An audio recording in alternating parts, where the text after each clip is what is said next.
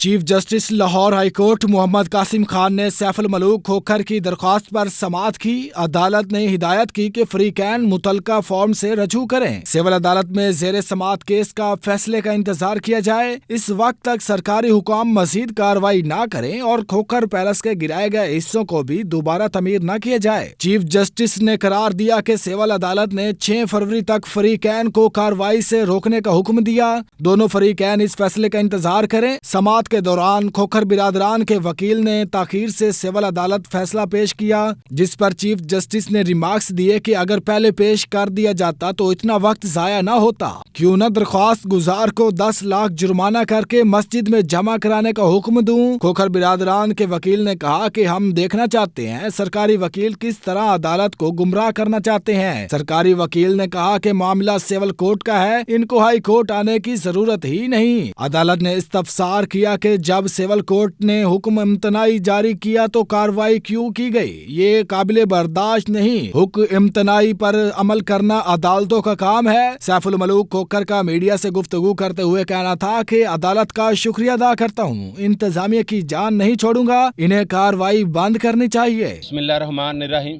میں آج اللہ کی ذات کا شکر ادا کرتا ہوں کہ جو میں نے صبر کیا، قانون کو ہاتھ میں نہیں لیا اس دن، جو انہوں نے فجر کے ٹائم ہلہ بولا، آج عوام کے سامنے حقیقت آ گئی ہے، سچ کے ساتھ کھڑے ہیں اور سچ کا بول بالا ہے، اور جو کورٹ نے واپس دلوایا قبضہ اور جو فیصلہ کیا، میں عدلیہ کا بھی شکریہ ادا کروں گا، میں میڈیا کا بھی شکریہ ادا کروں گا کہ یہ جو فیصلہ ہے آپ کے سامنے آپ خود بھی پڑھ لیں، لیکن یقین کیجئے میں ابھی اس انتظامیہ کی جان نہیں چھوڑوں گا۔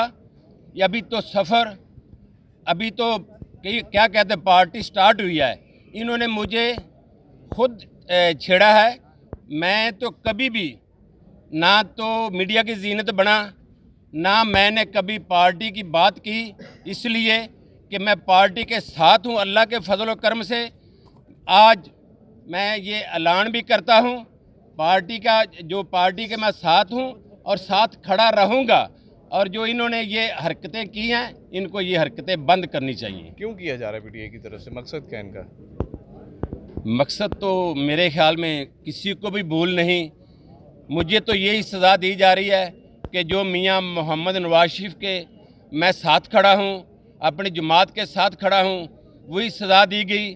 ان کی بھول ہے، یہ نیازی کی، اس گورنر کی، اس وزیر اعلیٰ کی بھول ہے کہ میں مشرف دور میں بھی یہ اپوزیشن برداشت کی، اس کے بعد بھی ہمیں ٹارگٹ کیا گیا۔ آج تک ہم اپنی جماعت سے پیچھے نہیں ہٹے، ہم اللہ کے فضل و کرم سے نہ بکنے والے ہیں نہ جھکنے والے ہیں، ہم اصول کی سیاست کرتے ہیں اور انشاءاللہ کرتے رہیں گے، قانون کو ہاتھ میں نہیں لیں گے۔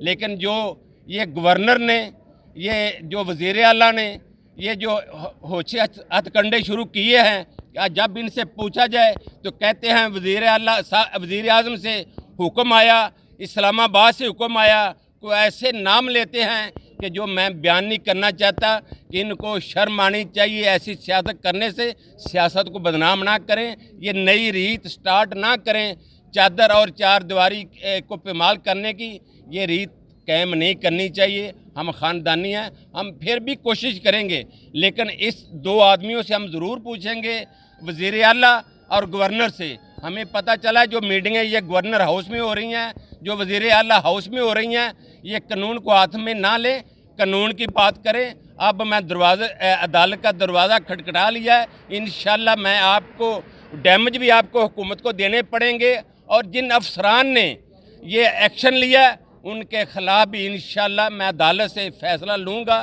اور انشاءاللہ مجھے امید ہے عدالتوں سے مجھے انصاف ملے گا، میں انصاف کے ساتھ ہوں۔ Thank you sir.